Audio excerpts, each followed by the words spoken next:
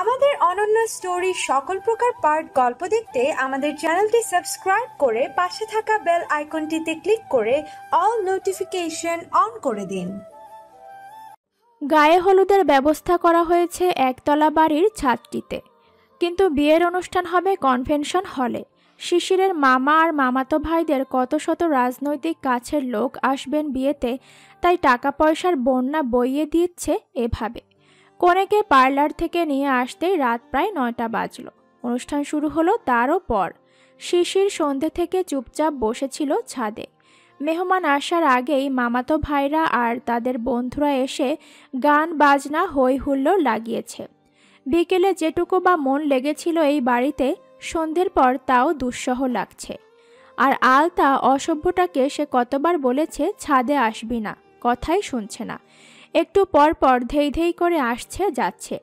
শিশিরের চোখে পড়েছে তার মেজো মামার ছেলে তৌহিদকে। আলতা যেমন নাচতে নাচতে ওপরে আসছে, তেমনি নেচে নেচে তৌহিদ ভাইয়েরও নজরও আলতার ওপর ঘুরছে। মেজাজের শেষ দশা তাতেই হলো না। না চাইতেই এবার শিশিরের দৃষ্টি আলতাকে খেয়াল রাখছে।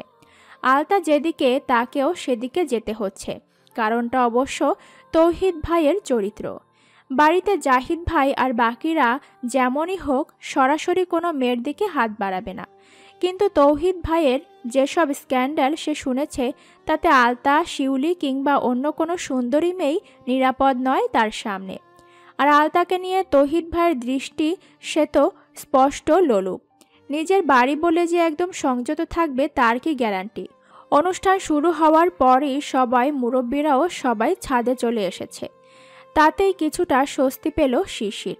আলতাকে ডেকে এবার ধমকে বলল মায়ের কাজ ছাড়া না হতে, কিন্তু শিউলি তো একগাদা মেয়ের ভিড়ে, তাকেও ডাকলো বার কয়েক, কিন্তু সে বের হলো না সেখান থেকে। বোঝাই যাচ্ছে এখানকার চাকচিক্য তাকে সম্মোহিত করে রেখেছে। বেশে জোরাজুরি না করে শুধু সাবধান করলো মেয়েদের আলাদা যেন না ঘুরে কোথাও, অথবা মায়ের কাছে যেন যায়। নকশি আজ একা, আবার জয়তুনও একা, তাই জয়তুনই ডাকলো, নকশি কাম শেষ কইরে আমার ঘরে আয়া ঘুমা। আসতাছি ভাবি, একলা ঘুম আসবো না, আপনার সাথেই ঘুমাবো। বলেই নকশি স্কুলের কিছু কাজ গোছালো। আগামী সপ্তাহে পরীক্ষা শুরু হবে। এদিকে আলতাকে বারণ করার পরও বিয়েতে গেল। পড়াশোনাটা এখন আর আগের মতো নেই। শিশিরটাও বড় পাগল, কি দরকার ছিল এমন উড়নচণ্ডী মেয়েকে বিজ্ঞান বিভাগে দেওয়ার? মাথা ভালো তার, কিন্তু সে তো পড়েই না ঠিকঠাক। হাজারটা চিন্তা নিয়ে নকশি তার ঘর তালাবদ্ধ করে চলে গেল শরৎদের ঘরে। রাত প্রায় 10টা বাজে। আজ শরৎ কিংবা আহসানুল্লাহ কেউই আসেনি এখনো। নকশি আর জয়তুন খাটে বসলো। জয়তুনের ঘরে এই খাটটা নতুন। কিছুদিন আগেই শরৎ ভালো সেগুন কাঠ কিনে অর্ডার দিয়ে বানিয়েছে তার মায়ের জন্য। শিউলির জন্য আলাদা ঘর আছে, কিন্তু নতুন খাট পেয়ে সে আর অন্য ঘরে ঘুমায় না। পাশাপাশি দুজন স্বামীহীনা নারী, একজনের বয়স মধ্য পেরিয়েছে আর অন্যজন সবে তার যৌবনের বয়সের ভারী বেলায়। অল্প বয়সে মেয়ের মা হওয়াতে যেন সে নিজেকে সর্বদা একটু বয়স্ক প্রমাণ করতে চায়। আহসানুল্লাহর বন্ধু জহির এখনও পথ চেয়ে আছে নকশির। লোকটা তরুণ বয়সে প্রেমে পড়েনি, আর যখন প্রেমে পড়ল তো আর কোন দিকে মন দিতে পারল না। জহিরের আপন বলতে বিধবা মা ছিল, সেও বছর 5 হলো দুনিয়া ত্যাগ করেছে, সন্তানের রঙিন জীবন না দেখেই। এ নিয়ে অবশ্য নকশির কিছু করার নেই। সে বারংবার বলেছে মেয়ে রেখে সে আর দ্বিতীয় বিয়ে করবে না। মেয়ের বাবা আর তার ভিটেও এখন মেয়ের কপালে জুটবে না। এই মেয়েকে কোনো দরিয়ায় ফেলে সে নিজের নতুন সংসারে সাজাবে। আর এখন তো মেয়েটা যথেষ্ট বড়ই হয়ে গেছে। এই তো সেদিনও একজন এসে খুব করে ধরল মেয়েকে বিয়ে দেওয়ার জন্য। মেয়েটাও হয়েছে তার মতো সুন্দরী না, বরং তার চেয়েও শতগুণ বেশি সুন্দর। তাই তো এইটুকুনি মেয়ের পেছনে কতজনের সু আর কুদৃষ্টি তার ইয়াত্তা নেই। এতদিন তেমন ভয় লাগেনি মেয়ে নিয়ে, আর তার কারণ হয়তো শিশির। কিন্তু যখনই মনে পড়ছে শিশির ঢাকা চলে যাবে আর দিন 3 পর, তখন আলতা যে পরিমাণ বেয়ারা, কখন কোথায় খেলতে যাবে, কার সাথে মিশবে কে জানে। তখন নজরে নজরে রাখাও তার পক্ষে সম্ভব হবে না। ভেবে ভেবেই দীর্ঘশ্বাস বেরিয়ে এলো। জয়তুন খেয়াল করতেই বলল, কি হয়েছে রে নকশি, এমনি শ্বাস ছাড়িস কেন? ভাবি, আমার কেমন জানি ভয় লাগছে। আলতাকে নিয়ে চিন্তা বাড়ছে দিন দিন। এর আগে কোনোদিন শাওনের সাথে মারামারি হলো? শিশিরের মনে আছে? জয়তুন মুখটাকে ধারালো করে বলল, মনে থাকবো না আবার? ওই হারামজাদা আমগো শিশিরে কেমন কইরা মারলো। বাপটা যেমন শয়তান, তার ঘরেও হয়েছে আরেকটা শয়তান। লুচ্চার ঘরে লুচ্চা হয়েছে। নকশি চমকে গেল জয়তুনের রাগে মুখ দেখে। তার মনে হলো কোনো কারণ আছে এই রাগের পেছনে। সে আলতাকে নিয়ে কিছু বলতে চাচ্ছিল, কিন্তু জয়তুনের কথা শুনে মনে প্রশ্ন জাগলো। কি হয়েছে ভাবি? শাওনের আব্বার সাথে কোনো ঝগড়া বিবাদ আছে? ঝগড়া বিবাদে ওই লুচ্চার লগে হারামির ঘরে একটা কুজা তৈটা। ওর বড় ভাই মারার সময় আমি তো আরো জোয়ান আছিলাম। তুই যখন আইলি তখন তো আমার বয়স ভারী না, দেখছস? নকশি জবাব দিল, হ্যাঁ, তখন তো শরতে মাত্র 8 কি 9 বছরের ছিল। আপনার তো ভরা যৌবন। তখনই ওই ইবলিশ শয়তান পিছনে লাগছিল। ঘরের বউ পোলাপান থইয়া আমার ঘরে ঢুইকা কত চেষ্টা চালাইছে। শুধু আমার ধারের মুখের ডরে বেশি বাড়াইতে পারে নাই। জয়তুনের কথা শুনে তার মনটা খারাপ হয়ে গেল। এই সমাজে স্বামী ছাড়া নারী ঢেকে না রাখা মিষ্টির মতো। কোথা কোথা থেকে কেমন করে যে মাছি এসে বসতে চায় তার ঠিক নেই। নিজের মনের দুঃখ আর কি বলবে বুঝতে পারে না নকশি। এই পরিস্থিতিতে সেও কি কম পড়েছে? আগে যখন প্রাইমারি স্কুলে মাস্টারি করত, তখন সেখানকার হেডমাস্টারও কম কীর্তি করেনি তার সাথে। এরপর বাজারে মাংস কিনতে এক দোকান থেকে সেই লোকটাও কত বাজে কাহিনী করেছে। চারপাশে শেয়াল শকুনের কমতি ছিল না তার এইটুকু বয়সে। এখন যত ভয় মেয়েটাকে নিয়ে। জয়তুন আর নকশির কথার মাঝে শরৎ আর আহসানুল্লাহ বাড়ি ফিরল। জয়তুন ঘরেই খাবে আহসানুল্লাহ, তাই শরৎ আর তার চাচাকে একসাথেই খাবার দিল শরতের ঘরে। চাচা ভাতিজা খেতে খেতে কিছু আলাপ করছিল, তার মাঝে জয়তুন কথা তুললেন। আসুনলহ, একটা কথা কনের ছিল। বলেন ভাবি। শরৎ ভাতে তরকারি নিতে নিতে আর চোখে তাকালো মায়ের দিকে। মনে মনে বলল, এখন এসব বলুন আম্মা। মনের কথা মনে থাকতেই জয়তুন বললেন, শরবতের বিয়া করাইতে চাইতেছি, তুমি কি কও? কি বলেন ভাবি? মাত্র অনার্স পরীক্ষা শেষ হয়েছে, ওর এখনো ঠিকঠাক ব্যবসাটা নিয়ে সফলতা দেখেনি। যা করছে তা কম না, কিন্তু ঘরে শিউলি আছে, তার ভবিষ্যৎ। বিয়ে শাদী ভেবে অন্তত আরো কিছু জামা হোক, মানে টাকা পয়সা। জয়তুন দমে গেলেন আর শরৎ মনে মনে প্রচণ্ড খুশি হলো। তারও ভাবনা সে আগে কিছু জমাবে শিউলির জন্য। ধুমধামে বোনকে বিয়ে দিয়ে মায়ের জন্য পার্মানেন্ট কিছু করে তবেই নিজের সংসার। পরের মেয়ে এসে সংসার কেমন রাখবে তা আগেই বলা যায় না। জয়তুনের কথা ফুরিয়ে গেল। আলতা কোথায় আম্মা? আছে ওই দিকেই। এই দিকটা কোন দিক? অধৈর্য হয়ে প্রশ্ন করে শিশির। তার উৎকণ্ঠা টের পায় না শিফা। সে স্টেজে থাকা তার ভাতিজির হলুদ দেখতে ব্যস্ত। মনে মনে রাগ হচ্ছে, কিন্তু রাগ প্রকাশের আপাতত কোনো জায়গা না পেয়ে সে উল্টো দিক চলে গেল। পুরো ছাদে তন্ন তন্ন করেও সে আলতাকে পেল না। মাথাটা এত গরম হতো না যদি না একটু আগে তৌহিদ ভাইয়ের বলা কথাগুলো শুনত। মাত্র 5 মিনিট আগেই সে চিলেকোঠার ঘরের দরজায় ছিল, ভিড় থেকে একটু সরে। শোরগোলের মাঝে কানে এলো কিছু কথা। তৌহিদ, মেয়েটা কেড়ে দোস? কোন মেয়ে? তৌহিদ প্রশ্ন করতেই তার বন্ধু বলল, ওই যে তোর ফুপুর সাথে সাথে ঘুরছে দেখলাম। খবরদার দোস্ত, নজর দিস না। ওইটা আমার পাখি, আমার হবু বউ। বাচ্চা বউ হবে ও আমার। আমি কালই বিয়ের প্রস্তাব দিব ফুপুর কাছে। দোস, তুই বিয়ে, এইটা কি সম্ভব? চিল করিস কার সাথে? আমারও দিস। দ্বিতীয়বার এই কথা উচ্চারণ করিস না আমার সামনে। কিন্তু তোর সাথে বিয়ে দিতে রাজি হয় না। মানে তোর ফুপু তো জানে তোর চরিত্র। চুপ কর শালা, সব ব্যবস্থা আজই করব। বিয়ে না দিয়ে যাবে কই? থাক তুই, আমি আসছি। তৌহিদ কথাটা বলেই চিলেকোঠা থেকে বের হচ্ছিল। তার পায়ের শব্দ শুনতেই শিশির সরে গেল সেখান থেকে আর আলতাকে খুঁজতে লাগলো। তার মাথা ভো ভো করছে। কয়েক সেকেন্ডের জন্য মনে হলো কোনো সিনেমার সংলাপ শুনল সে। এত অধপতন এমন সম্ভ্রান্ত পরিবারের সন্তানদের হতে পারে তা ভাবতেই গা জ্বলে উঠল। আব্বা হয়তো এ কারণেই নানা বাড়ির কাউকে পছন্দ করে না। শিশির অনেক খুঁজে আলতাকে ছাদে না পেয়ে নিচে গেল। মা যে ঘরে থাকবে সে ঘরের দরজা খোলা।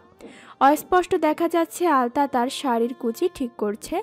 বাদিকে তাকাতেই দেখল সিঁড়ি বেয়ে তৌহিদ ভাই এদিকেই আসছে। শিশির আর কোনো খেয়াল না রেখেই ঝট করে সে ঘরে ঢুকলো।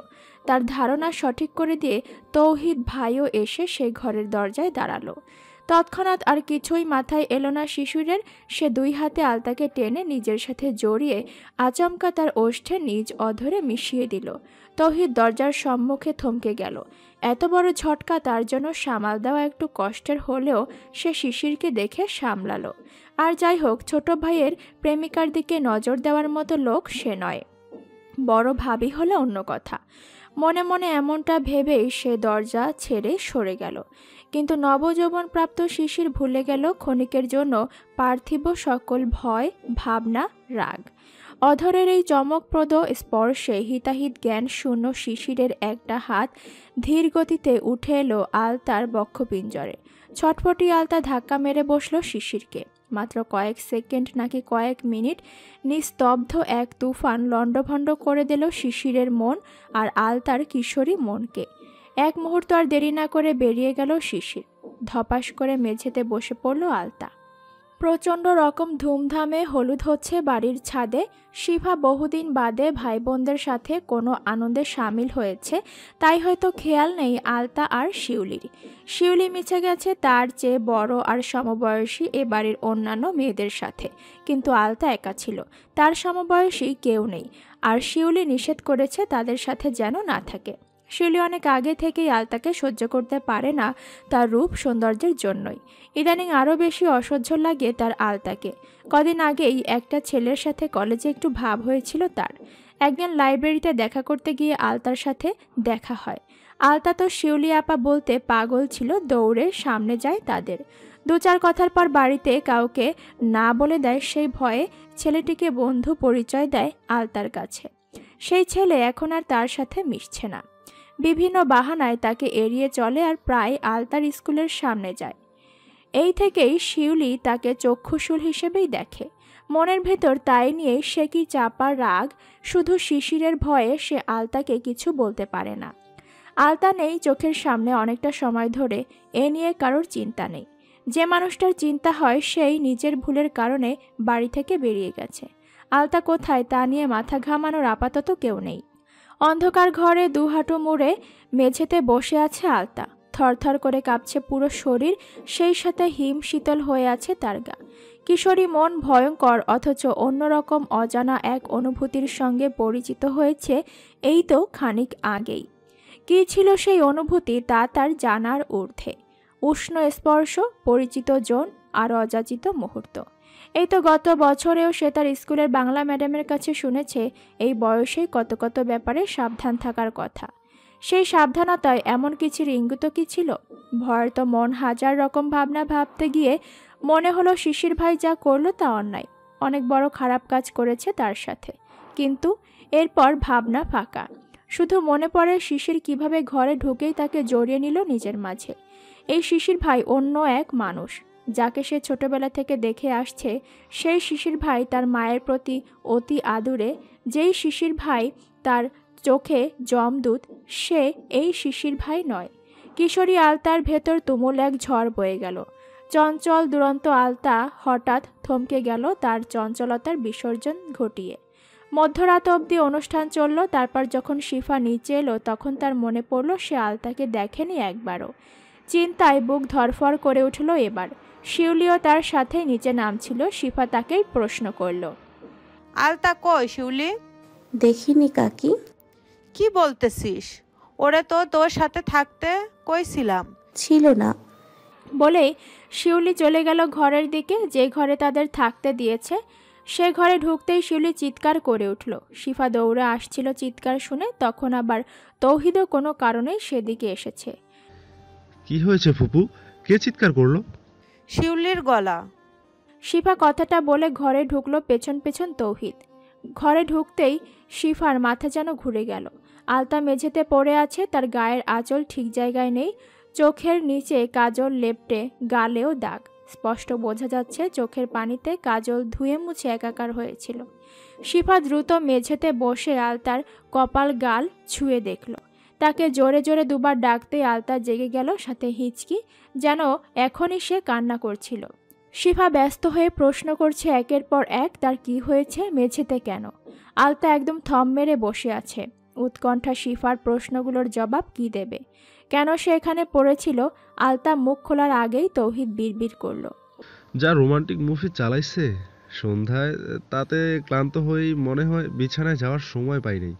বয়সে তো এখনো পোনা মাছ, কিন্তু কাজে একদম ভর যৌবনা। তৌহিদের বিড়বিড়িয়ে বলা কথা তিনজনই শুনল, কিন্তু কেউ স্পষ্ট বুঝল না। শিউলির একটু বোধহয় সন্দেহ হলো, সে জানার জন্য জিজ্ঞেস করল, কি বললেন তৌহিদ ভাইয়া? কিছু না। তৌহিদ চলে গেল। শিফা আবারও প্রশ্ন করল আলতাকে, সে এখানে কিভাবে এলো, নিচে কেন শুয়েছিল। আলতা বুঝতে পারল না মামিকে কি বলবে। শিশির যা করলো তা কি মামিকে বলে দিবে? এতদিন তো তাই করেছে। মা মামিরা বলতো কোনো ছেলে গায়ে হাত দিলে বা তোর পাশ ঘেঁষতে চাইলে বা অন্য যাই হোক, কখনো যেন তাদের তিনজনের কাছে না লুকায়। কিন্তু আলতার এই মুহূর্তে মনে হলো আজ যা হয়েছে তা মামিকে বলা যায় না, শিউলি আপাকেও না, আর নিজের মাকেও না। সে কাউকে বলবে না, কিন্তু শিশির ভাই অমন করলো কেন? রাগে তো সবসময় থাপ্পড় মারত অথবা চুলের বেনি টেনে ধরত, কিন্তু আজ যা করলো তা ভিন্ন। সে বেশি না হলো মুভি ড্রামা দেখেছে কিছুদিন আগেও শিউলি আপার সাথে বসে বিদেশি মুভি দেখেছে, আর তাতে এমন কিছু হয়েছিল, কিন্তু সেখানকার চরিত্র দুজন ছিল একই ভার্সিটিতে পড়ুয়া বন্ধু। তাদের মধ্যে ছিল বন্ধুত্ব, যা পরে প্রেমে বদলে যায়। কিশোরী আলতা বেখেয়ালেই কিছু মিথ্যে বলে যায় মামির কাছে। তার শরীর ভালো লাগছিল না, হয়তো মাথা ঘুরে পড়ে গিয়েছিল।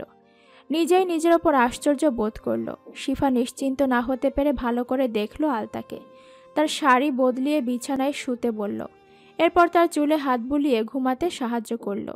ততক্ষণে শিউলিও নিজের শাড়ি বদলে মুখ হাত ধুয়ে এসেছে। শিফাকে মাঝে রেখে দুজন দুপাশে শুয়ে পড়ল। সারাদিন বিছানায় গা ঠেকায়নি বলে হয়তো শিফার খুব দ্রুত চোখ লেগে এলো। তার ঘুমটা ভারী হওয়ার আগেই আবার সে জেগে গেল। শোয়া থেকে বসেই সে অস্পষ্ট স্বরে উচ্চারণ করল, শিশির। নামটা শুনতেই আলতাও চমকে গেল। সে একটুও নড়ল না, তবে তার মন চঞ্চল হলো। ভেতরটা কি একটু কেঁপে উঠল, কে জানে। শিফা আবার বিছানা ছাড়ল। সে তার ছোট ভাতিজার ঘরে গিয়ে দরজা ধাক্কা দিতেই শিশির এসে দরজা খুলল। তুই ঘুমাইছিলি? না আম্মা। কই ছিলি সারাক্ষণ? আমি একবারও দেখি নাই তোরে। এদিকেই ছিলাম আম্মা। রাত অনেক হয়েছে, ঘুমাও তুমি। পুরো বাক্য শেষ করতে শিশির একবারও মায়ের দিকে তাকায়নি। শিফা খেয়াল করেনি হয়তো, নইলে এই মধ্যরাতেই হাজারটা প্রশ্নে আরও সময় ব্যয় করত। শিফা চলে যেতেই শিশিরও বেরিয়ে গেল ঘর থেকে। চারপাশে তাকিয়ে বুঝল মহিলারা কেউ আপাতত ঘরের বাইরে নেই। ছাদে কেউ থাকলেও থাকতে পারে, এই মুহূর্তে তার একটু খোলা হাওয়া দরকার। বিশাল আকাশের নিচে বিস্তৃত খোলা কোনো প্রান্তরে দাঁড়িয়ে নিজেকে নিয়ে একটু ভাবতে ইচ্ছে করছে খুব। আজ সে যা করলো তা কেন করলো, একটু জানা দরকার। কেন সে এত বড় একটা অঘটন ঘটালো? প্রতিদিন চর থাপ্পড়ের মতো কাজ ছিল না সে যা করেছে, তা কি পরিমাণ বড় অপরাধ নিজেও জানে না।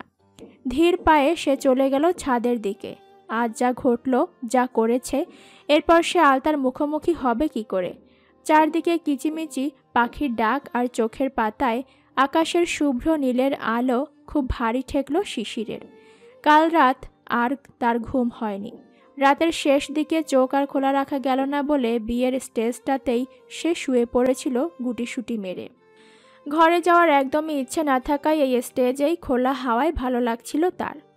কিন্তু রাতের পর্দা সরতেই আকাশটা তার নিজস্ব রূপ রঙে চোখ ঝলসে দিচ্ছে। শিশির শোয়া থেকে উঠে বসল। মাত্র তো ঘণ্টাখানেক ঘুমিয়েছে, অথচ মনে হচ্ছে সে যেন অনেক দিন ধরে শয্যাশায়ী ছিল। কাঁধ দুটো একদম ব্যথায় বিবশ হয়ে গেছে। পকেট থেকে ফোন বের করে সময়টা দেখল 4:50। বাড়ির পুরুষরা প্রায় সবাই জেগে আছে, আর বেশিরভাগই তাড়াহুড়ো করছে হলে যাওয়ার জন্য। সেখানে রান্নাবান্নার কাজ চলছে, তাই বাড়ির লোকেরা থেকে সব নজরদারি করা ভালো। শিশির ছাদের রেলিং ঘেঁষে দাঁড়িয়ে দেখল বাড়ির মেইন গেট খোলা আছে। বড় মামা মাত্রই বেরিয়ে গেলেন সাথে জাহিদ ভাইকে নিয়ে। শিশির ঝটপট নিচে নেমে মুখ হাত ধুলো। মায়ের ঘরের এখনো দরজা বন্ধ, তার মানে তারা এখনো জাগেনি। শিশির আর দেরি না করে বেরিয়ে পড়ল এ বাড়ি থেকে। তার পক্ষে কিছুতেই সম্ভব নয় আলতার সম্মুখে আসা। ভারী এক চিন্তার পাহাড় বুকে চেপে সে চলে গেল কাউকে কিছু না বলে। শুক্রবার দোকানে কাস্টমার অন্য দিনের তুলনায় অনেক বেশিই থাকে, তাই শরৎ খুব ভোরেই দোকান খোলে। আজও তাই সে সকালে নাস্তা না করেই বেরিয়েছিল। বাজারে এসে পৌঁছতেই দেখল দোকানের সামনে এক বেঞ্চে বসে আছে শিশির। কাক ডাকা ভোরে বিয়ে বাড়ি ছেড়ে সে গ্রামে চলে এসেছে দেখেই মনটা বিচলিত হলো তার। শিশির অন্যমনস্ক হয়ে বসে আছে, তার দৃষ্টি অদূরে বাস রাস্তায়। শরৎ সামনে এসে আলতো করে কাঁধে হাত রাখতেই চমকে উঠল শিশির। এত ভোরে তুই এখানে কেন? আমি হঠাৎ মনে পড়লো আমার কিছু কাজ বাকি রয়ে গেছে। হলে যাওয়ার আগেই সেগুলো গোছাতে হবে। কলেজেও একটু কাজ ছিল। সূর্যের তেজ বাড়েনি এখনো, সবেই তো সকাল হলো। গাছে গাছে পাখিদের কলরব শুরু আর বাজারের প্রতিটা দোকানের ঝাঁপ খোলা হচ্ছে। শরৎ তার দোকান খুলতে খুলতে কিছুটা ভাবল, বিয়ে বাড়িতে কোনো ঝামেলা হতে পারে, নয়তো কাকি আর শিউলিদের ছেড়ে শিশির চলে আসবে এ অসম্ভব। চুপচাপ থাকা শরৎও জানে শিশিরটা স্বভাবে যতই উগ্র হোক, দায়িত্বে সে যথেষ্ট সতর্ক। আরও ছোট থেকে সে দায়িত্ববান, অনেকটা শরতের মতোই, শুধু আচরণে দুজন আগুন আর পানি। শরৎ আপাতত শিশিরকে ঘাটাতে চাইছে না, তাই বলল, বাড়ি যা, কাজ শেষ কর গিয়ে। কাকা মসজিদ থেকে ফিরে আর শোয়নি, হয়তো দোকানে আসারই প্রস্তুতি নিচ্ছে। তুই পারলে এখন কাকার সামনে পড়িস না, নয়তো এত সকালে দেখে টেনশনে পড়বেন। শিশির বসা থেকে উঠে তাকায় ভাইয়ের দিকে। ভাইয়ের বিশেষ এই গুণটাই তাকে বরাবর মুগ্ধ করে। সব টের পাবে কিন্তু ঘাটাবে না। এই যে সে এত ভোরে চলে এসেছে, তাতে যে কেউ বুঝবে কোনো সমস্যা হয়েছে, অথচ ভাই বুঝেও এড়িয়ে গেল এই প্রশ্ন করাটা। শিশির মুগ্ধ চোখে ভাইয়ের দিকে তাকিয়ে বলল, 100 টাকা হবে ভাই।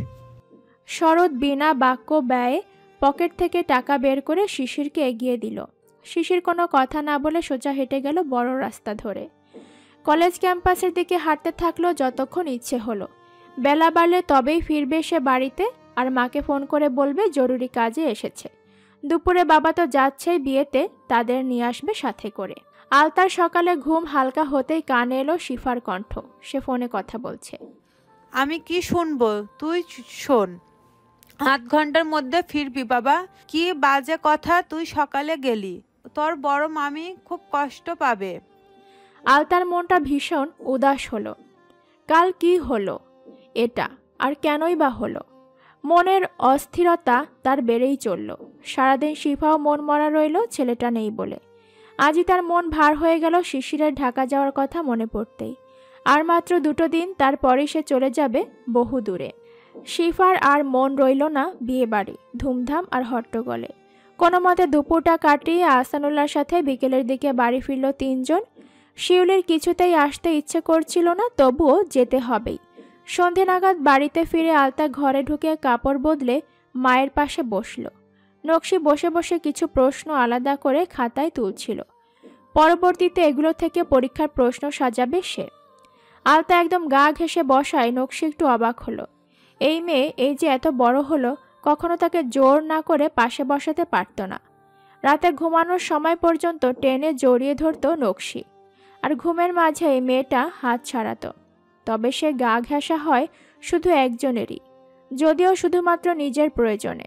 যখনই তার কোনো আবদার থাকে তখনই সে শিফার গা ঘেঁষবে, আহ্লাদে জড়িয়ে ধরবে, আবার আদর করে পাশে শুইতে চাইবে, সেটাও অল্প সময়ের জন্য। মায়ের চেয়ে বেশি সখ্যতা তার শিফা মামির সাথেই। নকশি হাতের কলম খাতার ওপর রেখে ফিরে তাকালো। মেয়ের মুখটা দেখেই সে চমকে গেল। চোখ মুখ কেমন অন্যরকম লাগছে মেয়েটার। না কোথাও কোনো আঁচড় কিংবা দাগ নেই, কিন্তু চঞ্চল মুখশ্রীর চঞ্চলতা গায়েব প্রায়। এমনটা আগে কখনোই সে খেয়াল করেনি। মনে মনে খুব ভয় পেয়ে গেল নকশি। কিছু কি হয়েছে? মায়ের প্রশ্নে বিব্রত হলো আলতা। কি বলবে বা তার কি হয়েছে সে নিজেই জানে না। মনে যে কথা ঘুরপাক খাচ্ছে তা বলা দরকার, আবার ভাবে কি বলবে। শিশির ভাই কাল যা করেছে তার লজ্জাজনক, সেটা কি মাকে বলা যায়? দোটানায় দ্বিধায় গিজগিজ করছে তার ছোট্ট মস্তিষ্ক। সে আর মাকে বলল না কিছু। জড়িয়ে ধরে বসে রইল কিছুক্ষণ। নকশিও ছাড় দিল। মনে তার সন্দেহ দানা বাঁধলেও তা আপাতত খুঁচিয়ে দেখা ঠিক হবে বলেই ধরে নিল। শিশির আর আলতার দেখা হলো না সারাটা দিন। পরের দিন সকালে ঘুম থেকে উঠে স্কুলের সময় হয়ে গেল। আলতা চলে গেল স্কুলের, শিশির তখন ঘুমে। এভাবেই কাটলো আরও 2 দিন। অথচ একই বাড়িতে থেকে মুখোমুখি হলো না শিশির আলতা। খুবই সন্তর্পণে এই অদেখা ব্যাপারটুকু শিশির নিজে সাজিয়েছে। সে নিজেই চাইছে না আলতা তার সামনে পড়ুক, হয়েছেও তাই। কিন্তু সোমবার সকালে শিশির যখন তার ব্যাগপত্র গুছিয়ে তৈরি, তখন আলতা নিজেই দৌড়ে গেল শিশিরের ঘরে। তার মনে হয়েছিল শিশির ভাই যাওয়ার আগে তার কিছু কথা আছে বলার মতো। শিশিরের ঘরে পা দিতেই সকল কথা মাথা থেকে বেরিয়ে গেল বাষ্পের মতো। একলা ঘরে শিশির আর সে মুখোমুখি হতেই তার মনে পড়ল সেই সন্ধ্যার কথা। আপনা থেকেই তার হাঁটু কাঁপতে লাগলো। হাত পায়ের তালু হিম হয়ে এলো ধীরে ধীরে। শিশিরও চোখের দৃষ্টি আলতা ছাড়া ঘরের সবখানে বিচরণ করছে। দম বন্ধকর অথচ কোমল এক অনুভূতি আবারও স্রোতের মতো বেয়ে গেল আলতার দেহ জুড়ে। সে ইতস্তত করতে করতেই আবার ফিরে যাচ্ছিল। তখনই শিশির ডাকল, আলতা শোন। আলতা ফিরে তাকালো। খুব মনোযোগে শুনতে সে অপেক্ষা করল, কিন্তু শিশির শেষ পর্যন্ত কিছুই বলল না। ততক্ষণে শিফা এসে ঢুকলো ঘরের মধ্যে। হাতে তার এক বক্স নারকেলের নাড়ু। বক্সটা শিশিরের দিকে এগিয়ে দিতে দিতেই বলল, এই যাওয়ার সময় আর বকিস না ওকে। এমনিতেই 2 দিন ধরে পাড়ায় খুব মনোযোগী হয়েছে। ফুপু আম্মা কই? ভীরু গলায় প্রশ্ন করল শিশির। আলতা চুপচাপ ঘর থেকে বেরিয়ে গেল জবাব না দিয়ে। শিফাই বলল, এই সময় ওর প্রাইভেট পড়াই তো হেনেই গেছে। ও। মন খারাপ হলো শিশিরের। ফুপু আম্মা জানে আজ সে ঢাকা যাবে, তবু এই সময়টা একটু অপেক্ষা করল না। শিশিরের গোছগাছ শেষ। শরৎ আজ দোকানে যাবে অনেক পরে, তাই সেই একটা অটোরিকশা ডেকে আনলো। শিশিরের বড় একটা কাপড়ের ব্যাগ আর তার কাঁধের ব্যাগটা নিয়েই শরৎ যাচ্ছিল তাকে বাস স্ট্যান্ডে পৌঁছে দিতে। হঠাৎ তড়িঘড়ি নকশি এসে হাজির হলো। শিফা ছেলেকে ধরে কাঁদছিলেন, সাথে জয়তুনও। নকশি এসে শিশিরের কাঁধে হাত রাখতেই এবারও তারও কান্নার ঢল নামল। শিউলিরও খারাপ লাগছে, কিন্তু মন চাচ্ছে শিশির ভাই জলদিই যাক, এতে তার অনেক সুবিধে আছে। আহসানুল্লাহ কিছু উপদেশ দিলেন ছেলেকে, তারপরই সময় কম বলে তাড়া দিলেন অটোতে উঠতে। শিশির এক পলক তাকিয়ে দেখল সবাইকে। উঠোনে উপস্থিত আলতা ছাড়া বাকি সবাই আছে। একটিবার মন চাইল আলতাকেও দেখতে, কিন্তু তার হলো না। বাড়ি থেকে যেতে যেতে শিশিরের মন প্রমোদ গুনল। যতটা দূরত্ব পথের বাড়ছে, ততটা যেন আপন মানুষগুলোর সাথে না বাড়ে। স্কুলের সময় হতেই আলতা তৈরি হয়ে ব্যাগ কাঁধে বেরিয়ে পড়ল। আজ আর মামি তাকে জিজ্ঞেস করেনি খাবার খেয়েছে কিনা। মা বাড়িতেই আছে এখনো, তবু একটিবার বলেনি আমার সাথে যাস। মামাও আজ ডেকে জিজ্ঞেস করেনি স্কুলের সব পড়া শিখেছিস। শরৎ ভাই এমনিতেই চুপচাপ মানুষ, তবুও প্রায় একটা আইসক্রিম কিনে দেওয়ার কথা বলে। আজ আর বলার সুযোগ নেই। শরৎ ভাই গেছে আজ শিশির ভাইকে বাসে তুলে দিতে। আলতার মন খারাপ হলো ভীষণ রকম, কিন্তু সেই মন খারাপটা কিসের জন্য তা জানে না। স্কুলে পৌঁছে সে আর চুপচাপ বসে রইল পেছনের এক বেঞ্চে। আর তাকে দেখেই তার বান্ধবী অতসী এসে বলল, জানিস আলতা, আজকে না আমি একটা জিনিস দেখছি। কি? নির্লিপ্ত কণ্ঠস্বর আলতার। অতসী আবার বলল, তোর জমদূত না আজ বাস স্ট্যান্ডের দিকে যাওয়ার পথে আমার অলিয়াপার কাছে গেছিল। সাথে 2টা গোলাপ ফুলও ছিল। কি কি যেন কথা বললো, তারপর একটু চিল্লাচিল্লি করে আপা ফুলগুলো ফিক্কা মারছে তোর জমদূতের ওপরে। শত মন খারাপের মাঝেও ভারী বিস্ময় চেপে ধরল আলতাকে। কি বলল অতসী?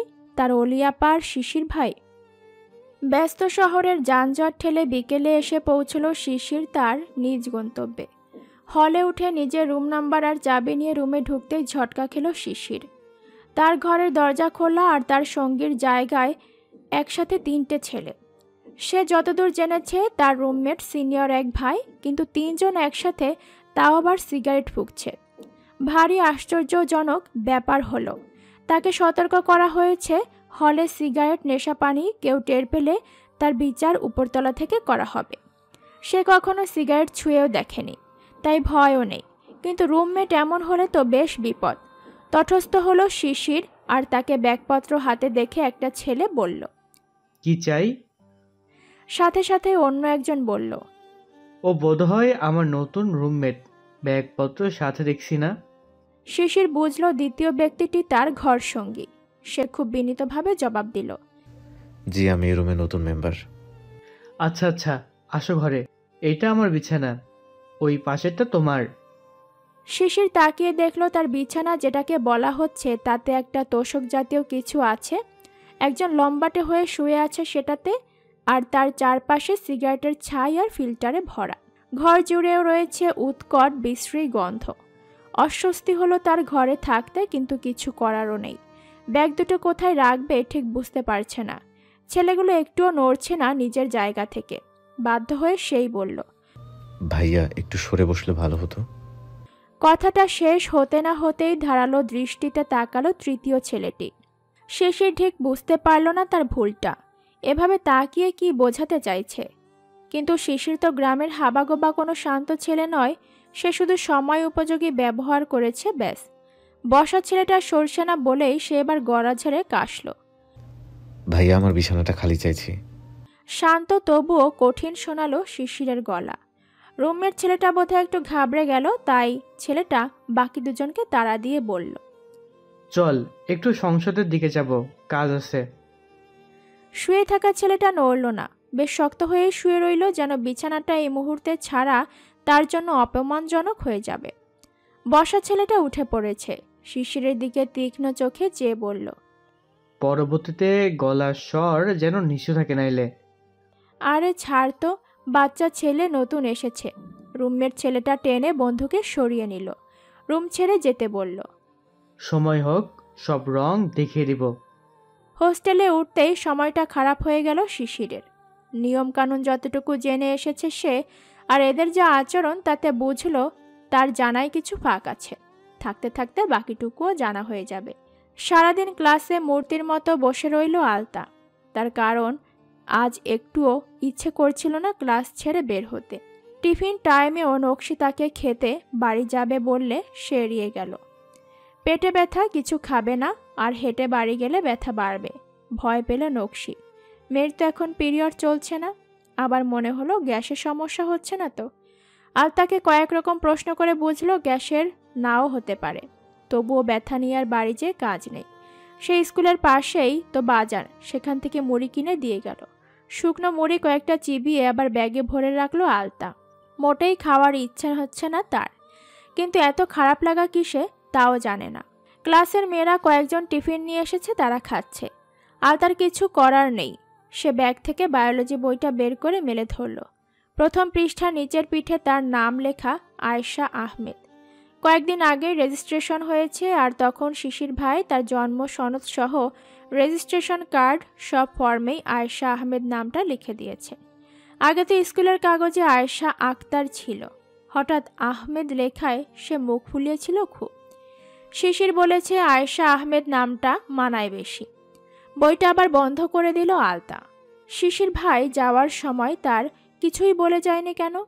অন্য সময় তো বকে ধমকে শাসন করে তবেই বাড়ি থেকে বেড়ে যায়, অথচ আজ কতদিনের জন্য গেল তার ঠিক নেই। সারাদিন ক্লাসে মন রইল না আলতার। বয়সটা তার 14 শেষ হবে হবে করছে, আর এইটুকু বয়সেই মনে এত উতলা ভাব, তাও কিনা সেদিন সন্ধ্যার পর থেকে। কিশোরী বয়স নিয়ে সে একেবারে অজ্ঞ নয়, তবুও সব বদলে যাচ্ছে ভেতরে ভেতরে। শিশিরের প্রতি যেখানে তার রাগ আর ঘৃণা থাকার কথা, সেখানে তার ভাবনা শূন্য। শিশিরকে তাই সে যেন ঠিকঠাক বুঝতে পারছে না। জন্মের পর থেকে দেখে আসা মানুষটাকে সে চিনছেই না যেন। ঘন্টা বাজলো, টিফিন আওয়ার শেষ হয়েছে। ছোট একটা, অথচ আজ 3 দিন ধরে এত বেশি বিক্ষিপ্ত হয়ে আছে যে ক্লাসে মন বসানো যাচ্ছে না। পেটে ব্যথার কথা বলে ক্লাসটাও করলো না। চোখ মুখো তার এমন, যা দেখে স্যারও ভাবলো সত্যিই খুব অসুস্থ, তাই নকশিকে ডাকলো। নকশি এলেই আলতা বলল তার বসতে কষ্ট হচ্ছে। নকশি আর কিছু বলার মতো পেল না, সে নিজেই স্কুলে ছুটি চেয়ে নিল। মেয়েকে নিয়ে অটো করে বাড়ি যাওয়ার পথে ফার্মেসিতে গিয়ে ব্যথার জন্য ঔষধও নিল। বাড়ি ফিরে আলতা কোনো রকম কথা না বলে শুয়ে পড়ল। বাড়িতে শিফা জয়তুন দুজনেই একটু অস্থির হয়ে আলতাকে দেখল। কারোরই কিছু বোধগম্য হয়নি, তবে জয়তুন বলল, চিরা ভিজাইয়া গুড় দিয়ে খাওয়ার পেট ঠান্ডা থাকবো, বেদনাও কমবো। নকশি তাই করল, চিরা ভিজিয়ে আলতাকে খেতে দিল। তাড়াতাড়ি বাড়ি ফেরায় সে রাতের রান্নাটা বসিয়ে দিল। মাকে ঘর থেকে বের হতে দেখেই সে আবার শোয়া থেকে উঠে বসল। সত্যিই কি পেট ব্যথা তার? নিজেই বোকা হয়েছে সে নিজের আচরণে। চিরা পড়ে রইল, ঔষধও পড়ে আছে, আলতা সেগুলো ছুঁয়েও দেখল না। সন্ধ্যার আজান হতেই সে বই খাতা নিয়ে বসল টেবিলে। নকশি রান্নার ফাঁকে ঘরে ঢুকে একবার বকাঝকা করে গেল কিছুই খেলো না বলে। আলতা তা কানেও তুলল না, বরং সন্ধ্যার পর এক নাগারে পড়াশোনায় ব্যস্ত রইল। ইংরেজি, বাংলা আর বায়োলজি বইটাতে হঠাৎ করেই যেন তার জরুরি পড়া আছে বলে মনে হলো। রাত যখন 9টা পেরোলো তখন আর নকশির ভালো লাগলো না। সে আলতাকে টেনে ধরে জিজ্ঞেস করলো, কি হয়েছে তোর? কিছু না আম্মা। মিথ্যা বলিস না আলতা, সত্যিটা বল আমাকে। তুই 2 দিন ধরে এমন চুপচাপ হয়ে আছিস, আমার কাছে কিছু লুকাস না মা, বল। আকুতির স্বরে নকশি মেয়েকে বলছে। আলতাও মাকে জড়িয়ে ধরল। ভেতরটা অস্থির হলো, কিছু বলতেই পরক্ষণে মনে হলো একথা মাকে বলা যায় না। নকশি পারল না আলতার মুখ থেকে কিছু বের করতে। পরের দিন আলতার পরিবর্তন দেখে আরও বেশি চিন্তা হলো। ডাকার আগেই বিছানা ছাড়ে সে। স্কুলে যাওয়া, ফিরে আসার, কোচিং, এটুকুতে সীমাবদ্ধতা চোখে পড়ল তার। পাড়ার বাচ্চারা মার্বেল, লাটিম, কখনো বা রুটি খেলার জন্য ডাকতে এসে ফিরে যায়। আলতার সময় হয় না কোনো খেলায় যোগ দেওয়ার। স্কুলেও এখন টিফিনের সময় গাছের ডালে ডালে পাখির খোঁজ লাগায় না সে। গলতিটা তার আর কখনো ব্যবহৃত হয়নি। আহসানুল্লাহ আর শিফাকেও নিজের মনের ভয় জানায় নকশি। শিফা বলল, তুই এত চিন্তা করিস না আলতা, আমার লগে সব কথা কয়, আমি বাইর করতাছি কি হয়েছে ওর। একটু চোখে চোখে রাখিস তো, পাড়ায় বাচ্চাদের সাথে খেলতে গিয়ে কোনো ঝামেলা করছে কিনা। হতে পারে গন্ডগোল পাকিয়েই এখন আর কারোর সাথে মিশছে না। আহসানুল্লাহর কথা শুনে শিফা হেসেছিল খুব, কিন্তু হাসির কারণ সে বলেনি। হাসি অবশ্য নকশিরও পেয়েছিল। সে বুঝতে পারছে আহসান ভাই আলতাকে এখনও সেই ছোট্টটি ভেবে বসে আছে। মেয়েটা কৌশলে পড়েছে, আবেগী বয়সে প্রথম ধাপে সে। নকশির মন বলল মেয়ের ঘটনা অন্য কিছু। তারপরও শিশিরের সাথে একদিন কথা হলো। ছেলেটা কেমন মন মরা হয়ে কথা বলছিল। শিশির তার ভালো মন্দ মাকে না বললেও ফুপু আম্মাকে সব বলতো, কিন্তু এবার তো ছেলেটা কিছুই বলল না। নকশির মনে হলো তার মাথার ভেতর অজস্র চিন্তা পেঁচিয়ে যাচ্ছে একত্রে। একদিকে নিজের মেয়েকে নিয়ে ভাবনা, অন্যদিকে শিশিরটারও কিছু হয়েছে মনে হচ্ছে। নতুন শহর, নতুন পরিবেশ আর নতুন সব মানুষের ভিড়ে কোনো ঝামেলায় পড়ল না তো?